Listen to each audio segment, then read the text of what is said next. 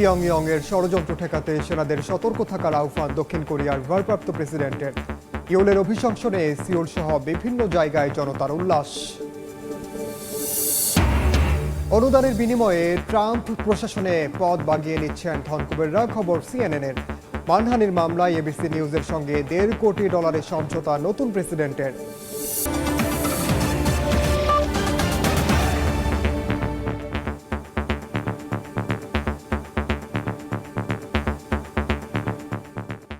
আন্তর্জাতিক সময়ের সঙ্গে আছি আমি ওমর ইনান।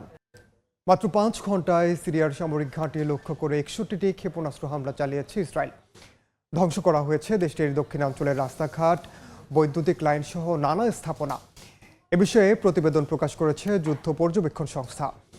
হামলার নিন্দা জানিয়ে বিদ্রোহী গোষ্ঠী হায়াত তাহরির আল শামের প্রধান বলেছেন, নতুন করে কারো সঙ্গে সংঘাত চায় না সিরীয়রা। মার্কিন প্রশাসন বিদ্রোহী গোষ্ঠীকে তাদের কার্যক্রম এবং শাসন ব্যবস্থার বিষয়ে স্পষ্ট বার্তা দিয়েছে বলে জানান তিনি। গোষ্ঠীটিকে একসময় আল কায়েদার সঙ্গে যুক্ত থাকায় সন্ত্রাসী গোষ্ঠী হিসেবে চিহ্নিত করে নিষেধাজ্ঞা আরোপ করেছিল যুক্তরাষ্ট্র।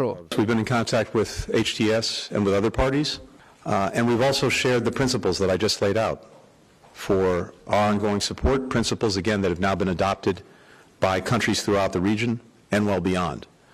And we've communicated those. এদিকে যুক্তরাষ্ট্র, ইউরোপীয় ইউনিয়ন এবং জাতিসংঘের প্রতিনিধিরা জর্ডানে আরব পররাষ্ট্র মন্ত্রীদের সঙ্গে বৈঠক করেছেন সিরিয়ার ভবিষ্যৎ নিয়ে। এতে উপস্থিত আরব পররাষ্ট্র মন্ত্রীরা সিরিয়ার অভ্যন্তরীণ পরিস্থিতি এবং নতুন প্রশাসনের দৃষ্টিভঙ্গি নিয়ে আলোচনা করেন। তাদের লক্ষ্য দেশটিতে একটি ঐক্যবদ্ধ এবং প্রতিনিধিত্বমূলক সরকার গঠন করা। আমিরুল ইসলাম আলিফ, সময় সংবাদ। এদিকে ইসরায়েলি বাহিনীর অব্যাহত হামলা থেকে রক্ষা পাচ্ছে না নিরীহ ফিলিস্তিনিরা। শনিবার গাজার দের আল বালা ও গাজা সিটির একটি শরণার্থী শিবিরে নেতানিয়াহু বাহিনীর হামলায় প্রাণ হারিয়েছেন অন্তত 17 জন। এর মধ্যেই গাজায় যুদ্ধবিরতির বিষয়ে আলোচনা করতে মিশরের প্রেসিডেন্ট আবদেল ফাত্তাহ আল সিসির সঙ্গে বৈঠক করেছেন যুক্তরাষ্ট্রের জাতীয় নিরাপত্তা উপদেষ্টা জেক সুলিভান। এদিকে পশ্চিম তীরের জেনিনে ফিলিস্তিনের নিরাপত্তা বাহিনীর সঙ্গে সশস্ত্র গোষ্ঠীর সংঘর্ষে এক অস্ত্রধারী নিহত হয়েছে। যুদ্ধবিরতির বিষয়ে মিশরের প্রেসিডেন্ট আবদেল ফাত্তাহ আল সিসির সঙ্গে বৈঠকে বসেছেন যুক্তরাষ্ট্রের জাতীয় নিরাপত্তা উপদেষ্টা জ্যাক সুলিভান। শনিবার মিশরে আলোচনাকালে উপস্থিত ছিলেন যুক্তরাষ্ট্র ও মিশরের প্রশাসনিক কর্মকর্তারা। এ সময় যুদ্ধবিরতি ও হামাসের কাছে জিম্মিদের মুক্তি নিয়ে আলোচনা হয়েছে বলে জানিয়েছে প্রেসিডেন্টের দপ্তরের পক্ষ থেকে। অন্যদিকে গাজায় যুদ্ধবিরতি নিয়ে ইতালির প্রধানমন্ত্রী জর্জিয়া মেলোনির সঙ্গে বৈঠক করেছেন ফিলিস্তিনের প্রেসিডেন্ট মাহমুদ আব্বাস। এ সময় ফিলিস্তিনের পাশে থাকার প্রতিশ্রুতি দিয়েছেন মেলোনি। শিশুদের জন্য তহবিল সংগ্রহে লন্ডনে 1200 সান্তাক্লজের সাইক্লিং প্রতিযোগিতা।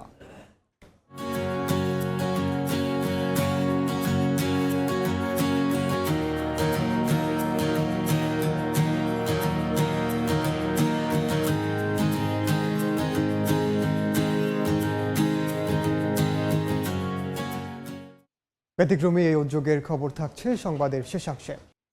ইউন সুক ইউলের অভিশংসনের পর দক্ষিণ কোরিয়ার ভারপ্রাপ্ত প্রেসিডেন্ট হলেন দেশটির প্রধানমন্ত্রী হ্যান ডাক-সো। স্থানীয় সময় শনিবার দায়িত্ব গ্রহণের পর গণমাধ্যমে দেয়া ভাষণে তিনি বলেন, রাষ্ট্র শাসন ব্যবস্থায় কোনো ধরনের শূন্যতা থাকবে না। এছাড়া দেশটির মন্ত্রিসভার প্রথম বৈঠকে পিয়ংইয়ংয়ের ষড়যন্ত্রের বিরুদ্ধে সিউলের সেনাদের সতর্ক থাকার আহ্বান জানান তিনি। ইউলের অভিশংসনে টোকিও সহ সিউলের রাস্তায় নেমেছে উল্লসিত জনতা।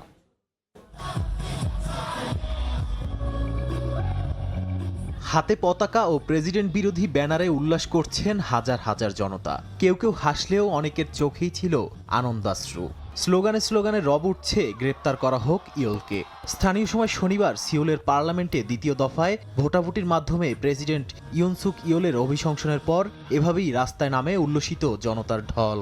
জাপানের টোকিওতে দেখা মেলে একই দৃশ্যের। সেখানে বসবাসরত দক্ষিণ কোরিয়ানরা উল্লাসে মাতেন। এদিন ইয়োলের অভিশংসনের পর ভারপ্রাপ্ত প্রেসিডেন্টের দায়িত্ব পান দেশটির প্রধানমন্ত্রী হ্যান ডাক-সো। দায়িত্ব গ্রহণের পর গণমাধ্যমে ভাষণ দেন তিনি। ডাক-সো বলেন, রাষ্ট্র শাসন ব্যবস্থায় কোনো ধরনের শূন্যতা থাকবে না। এ সময় তিনি আরও বলেন, তার মন্ত্রিসভা যুক্তরাষ্ট্র, জাপান ও অন্যান্য মিত্র দেশের সঙ্গে পারস্পরিক সুসম্পর্ক বজায় রাখতে আরও কঠোর পরিশ্রম করবে। এছাড়া দেশটির মন্ত্রিসভার প্রথম বৈঠকে পিয়ংইয়ংয়ের ষড়যন্ত্রের বিরুদ্ধে সিউলের সেনাদের সতর্ক থাকার আহ্বান জানান তিনি। অন্যদিকে দক্ষিণ কোরিয়ার রাজনৈতিক উত্তেজনাময় পরিস্থিতির মধ্যে রাশিয়ার সঙ্গে উত্তর কোরিয়া সখ্যতা বাড়িয়ে অপতৎপরতা চালাচ্ছে বলে উদ্বেগ জানিয়েছেন কয়েকজন সামরিক ও প্রতিরক্ষা কর্মকর্তা। এদিকে মার্কিন পররাষ্ট্রমন্ত্রী অ্যান্টনি ব্লিংকেন বলেছেন, দক্ষিণ কোরিয়া গণতন্ত্রের স্থিতিস্থাপকতা দেখিয়েছে। স্থানীয় সময় শনিবার জর্ডানে আরব পররাষ্ট্রমন্ত্রীদের সঙ্গে বৈঠকের সময় এক বক্তব্যে তিনি আরও বলেন, সিউল শান্তিপূর্ণভাবে তাদের সংবিধানের প্রতিফলন ঘটিয়েছে। একই সঙ্গে নতুন ভারপ্রাপ্ত প্রেসিডেন্টের সঙ্গে কাজ করতে যুক্তরাষ্ট্র প্রস্তুত বলেও জানান তিনি। নাদিম মারজান, সময় সংবাদ। আর্থিক অনুদানের বিনিময়ে ট্রাম্প প্রশাসনের গুরুত্বপূর্ণ পদ বাগিয়ে নিচ্ছেন মার্কিন ধনকুবেররা। খবর সিএনএনের। $1.5 কোটি মাধ্যমে ট্রাম্পের সঙ্গে এবিসি নিউজের সমঝোতা হয়েছে বলে প্রতিবেদনে উল্লেখ করা হয়। এদিকে ডোনাল্ড ট্রাম্পের করা মানহানির মামলায় প্রেসিডেন্সি ফাউন্ডেশন অ্যান্ড মিউজিয়ামকে $1.5 কোটি জরিমানা দেবে এবিসি নিউজ। সিএনএনের এক প্রতিবেদনে বলা হয়, মামলা নিয়ে উভয় পক্ষ একটি সম্মতিতে পৌঁছেছে। নির্বাচনে ভূমিধস জয়ের পর থেকেই নিজের প্রশাসনের গুরুত্বপূর্ণ পদগুলোতে পছন্দসই ব্যক্তিদের নিয়োগ দিতে থাকেন ডোনাল্ড ট্রাম্প। মন্ত্রিসভা থেকে শুরু করে সব জায়গাতেই রয়েছে তার প্রিয় ব্যক্তিরা। তবে যাদেরকে নিয়োগ দিচ্ছেন তারা সবাই যুক্তরাষ্ট্রের ধনকুবের। আর ট্রাম্পের নতুন প্রশাসনে তারা গুরুত্বপূর্ণ ভূমিকা রাখবেন বলে এক প্রতিবেদনে দাবি করছে মার্কিন গণমাধ্যম সিএনএন। প্রতিবেদনে আরো বলা হয়, মন্ত্রিসভায় জায়গা পাওয়াদের সবাই কোনো না কোনোভাবে ট্রাম্পের নির্বাচনী প্রচারণা বা ট্রাম্পের সংগঠনগুলোতে অনুদান দিয়েছেন। তাদের মধ্যে শুরুতেই আছেন ইলন মাস্ক। তিনি দিয়েছেন $262.9 মিলিয়ন। $21.2 মিলিয়ন বিনিময়ে শিক্ষামন্ত্রীর দায়িত্ব পেয়েছেন লিন্ডা ম্যাকমোহান। এছাড়া $9.4 মিলিয়ন বিনিময়ে বাণিজ্য মন্ত্রী হয়েছেন হাওয়ার্ড লাটনিক। $3.3 মিলিয়ন দিয়ে যুক্তরাজ্যের রাষ্ট্রদূত হিসেবে নিয়োগ পেয়েছেন ওয়ারেন স্টিফেন্স। আরও অনেকের নাম উঠে এসেছে প্রতিবেদনটিতে। এদিকে গত মার্চে মার্কিন সংবাদ মাধ্যম এবিসি নিউজের এক সাক্ষাৎকারে সাউথ ক্যারোলাইনার আইন প্রণেতা ন্যান্সি মেইসের সঙ্গে আলোচনাকালে উপস্থাপক জর্জ স্টেফানোপলস 10-12-এরও বেশি ট্রাম্পকে ধর্ষক বলে আখ্যা দেন। এরপর এবিসি নিউজ ও অনুষ্ঠানটির উপস্থাপকের নামে মানহানির মামলা করা হয় ট্রাম্পের পক্ষ থেকে। সেই মামলার সমঝোতায় $1.5 কোটি জরিমানা দিতে রাজি হয়েছে এবিসি নিউজ। এছাড়া ট্রাম্পের আইনজীবীদের $10 লাখ ফি দেবে প্রতিষ্ঠানটি। একই সঙ্গে এবিসি নিউজ কর্তৃপক্ষ ও উপস্থাপক জর্জ স্টেফানোপলস ক্ষমা চাইবেন ট্রাম্পের কাছে। নাদিম মারজান, সময় সংবাদ। শৈত্যপ্রবাহে নাকাল ভারতের উত্তরাঞ্চল কুয়াশায় ঢেকে গেছে জম্মু কাশ্মীর। সতর্কতা জারি করা হয়েছে নয়াদিল্লি, পাঞ্জাব সহ বিভিন্ন প্রদেশে। ঠান্ডা থেকে রেহাই পেতে রাস্তার ধারে আগুন জ্বালিয়ে তাপ পোহাচ্ছেন পশ্চিমাঞ্চলের রাজস্থানবাসী। কুয়াশার চাদরে ঢাকা ভারতের কাশ্মীরের পর্যটক স্পট ডাল লেক। স্থানীয় সময় রোববার সকালে এমন কুয়াশায় স্থবির হয়ে পড়ে জনজীবন।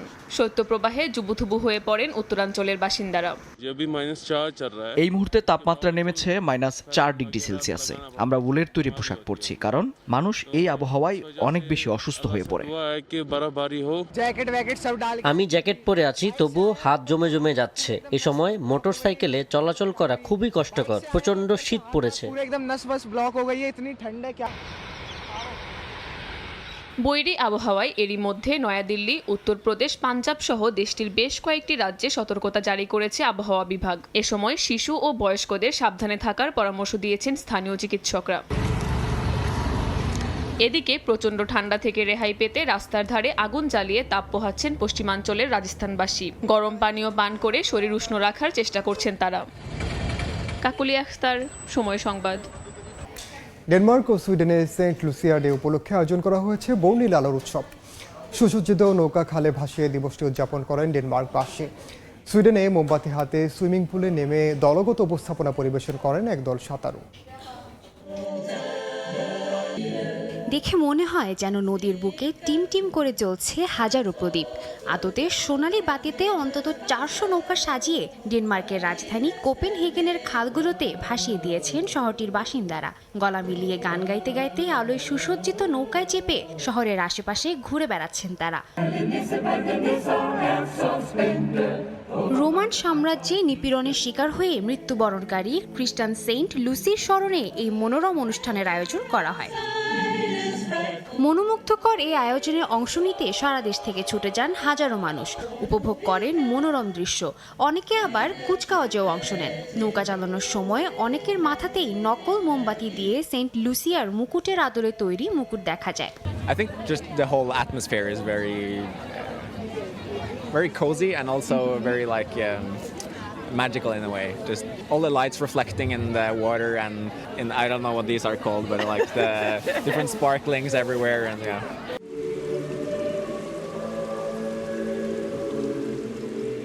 মহান এই ব্যক্তির স্মরণে সুইডেনেও বিশেষ অনুষ্ঠানের আয়োজন করেছে স্টকহোম নেপচুন সুইমিং ক্লাব। মোমবাতি হাতে সুইমিং পুলে নেমে বিশেষ দলগত উপস্থাপনা পরিবেশন করেন সাঁতারুরা। প্রায় 25 বছর ধরে ক্লাবটি এই অনুষ্ঠানের আয়োজন করে আসছে, যেখানে একদিকে সেন্ট লুসির মতো কাপড় পরে শিল্পীরা সঙ্গীত পরিবেশন করেন, অপরদিকে সাঁতারুরা মোমবাতি হাতে পানিতে নেমে বিশেষ নৃত্য পরিবেশন করেন। বিশ্বের অনেক দেশের খ্রিস্ট ধর্মাবলম্বীরা সেন্ট লুসিকে অন্ধকার শীতের রাতের আলোক বাহক মনে করেন, তাই বিভিন্ন দেশে চারদিক আলোয় সাজিয়ে এই দিবস পালন করা হয়। সাদিয়া তাসনিম, সময় সংবাদ। 5 বছর বন্ধ থাকার পর প্যারিসের গ্র্যান্ড প্যালেসে চালু হয়েছে বিশ্বের বৃহত্তম ইনডোর আইস রিঙ্ক। শুধু পেশাদার স্কেটাররাই নন, শীত ও বড়দিনের ছুটিতে স্কেটিং উপভোগ করতে ভিড় করছেন দেশি বিদেশি হাজারো পর্যটক।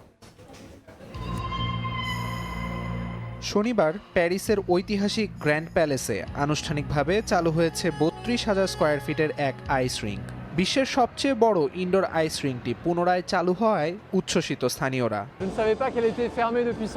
5 বছর বন্ধ থাকার পর এটি খুলেছে জেনে আমি আনন্দিত। পরিবেশটা সুন্দর। প্রাপ্তবয়স্কদের প্রবেশ মূল্য ধরা হয়েছে 30 ইউরো এবং 10 বছরের কম বয়সীরা স্কেটিং করতে পারবে 18 ইউরো দিয়ে। স্থানীয়দের পাশাপাশি আইস রিঙ্কে ভিড় করছেন বিশ্বের বিভিন্ন দেশ থেকে ঘুরতে যাওয়া পর্যটকরা। এদের মধ্যে কেউ কেউ পেশাদার স্কেটার হলেও অনেকেই প্রথমবারের মতো স্কেটিং করতে এসেছেন শখের বশে। At the beginning it's kind of difficult, but I'm getting used to it little by little. It's my first time as well. Mine and my fiancé as well, so yeah, we are having fun. প্যারিসের বড়দিনের উৎসবে বাড়তি মাত্রা যোগ করেছে এই আইস rink. 8 জানুয়ারি পর্যন্ত দর্শনার্থীদের জন্য উন্মুক্ত থাকবে এই আয়োজন। আমিরুল ইসলাম আলিফ, সময় সংবাদ। শিশুদের জন্য তহবিল সংগ্রহে লন্ডনে আয়োজিত হয়েছে সান্তা ক্লজের সাইক্লিং প্রতিযোগিতা। স্থানীয় সময় শনিবার ব্যতিক্রমে এই উদ্যোগে অংশ নেন প্রায় 1200 সান্তা ক্লজ। 10 বছর আগে মাত্র 6 মাস বয়সে হৃদরোগে আক্রান্ত হয়ে হাসপাতালে ভর্তি হয় এক শিশু। সে সময় সাহায্যের হাত বাড়িয়ে দেয় একটি দাতব্য সংস্থা, আর সেখান থেকে অনুপ্রাণিত হয়েই ওই শিশুর পিতা দাতব্য সংস্থার জন্য তহবিল সংগ্রহে এমন উদ্যোগ নিলেন। পিচ ঢালা রাস্তায় সান্তা ক্লজের জনসমুদ্র। শুধু লাল সাদা নয়, কালো হলুদ সহ নানা রঙের সান্তার দেখা মেলে লন্ডনের রাস্তায়। স্থানীয় সময় শনিবার লন্ডনের রাস্তায় সাইকেল প্রতিযোগিতায় অংশ নেন প্রায় 1200 সান্তা। শিশুদের দাতব্য সংস্থার তহবিল সংগ্রহে ব্যতিক্রমী এই উদ্যোগ নেওয়া হয়। অর্থ সংগ্রহে শহরটির ডাউন পলমল থেকে বাকিংহাম প্যালেসের দিকে যাত্রা করেন তারা। এ সময় বহু দর্শনার্থীকে এই আয়োজনে পাশে দাঁড়াতে দেখা যায়। 10 বছর আগে স্টিফেন রাইট নামে এক ব্যক্তি এই প্রতিযোগিতার উদ্যোগ নেন। তখন তার ছেলে মাত্র 6 মাস বয়সে হৃদরোগে আক্রান্ত হয়ে হাসপাতালে ভর্তি হয়। তার দুঃসময়ে পাশে দাঁড়ায় ইকো নামের একটি দাতব্য সংস্থা। সেখান থেকে অনুপ্রাণিত হয়ে মানব সেবায় ভিন্ন ধর্মী এই উদ্যোগ নেন তিনি। 10 বছর আগে এই প্রতিযোগিতা শুরু হয়, যখন টমি হার্ট অ্যাটাকের কারণে হাসপাতালে ছিল। পরে ইকো দাতব্য সংস্থার কাছ থেকে সাহায্য পেয়েছি। সেই দায়বদ্ধতা থেকে ভালো কিছু করার চেষ্টা করছি মাত্র। দাতব্য সংস্থার জন্য আমার একটি ছোট প্রয়াস। লন্ডনের বাসিন্দারা আজ চমৎকার সাড়া দিয়েছে। তারা নিজেদের পকেট থেকে অর্থ দিয়ে মানবতার উদার দৃষ্টান্ত স্থাপন করেছে। মানব সেবার এ কাজে স্বতঃস্ফূর্তভাবে সহযোগিতার হাত বাড়িয়ে দেন ট্যাক্সি চালক থেকে শুরু করে সমাজের নানা শ্রেণী পেশার মানুষ। সাদিয়া তাসনিম, সময় সংবাদ।